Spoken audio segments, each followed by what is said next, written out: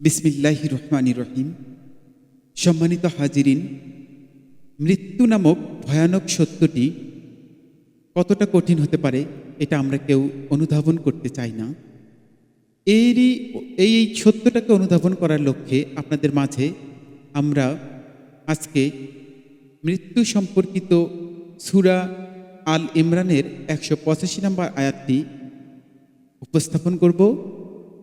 সূরাটি তেলাওয়াত করবেন আমাদের প্রিয় ভাই মোহাম্মদ মানিক মিয়া এবং আমি এর অর্থটি উপস্থাপন করব। শুরু করছি। বিসমিল্লাহির রহমানির রহিম। শুরু করছি পরম করুণাময় মহান আল্লাহ তাআলার নামে।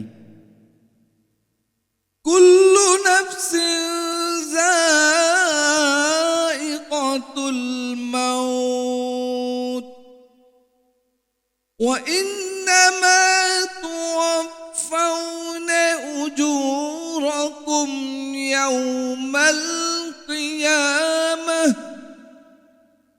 ফামান যুহজিহা আনিন নারি ওয়া উদখিলাল জান্নাতা ফাকাদ ফাজ ওয়া মাল হায়াতুদ দুনিয়া ইল্লা মাতাউল গুরুর।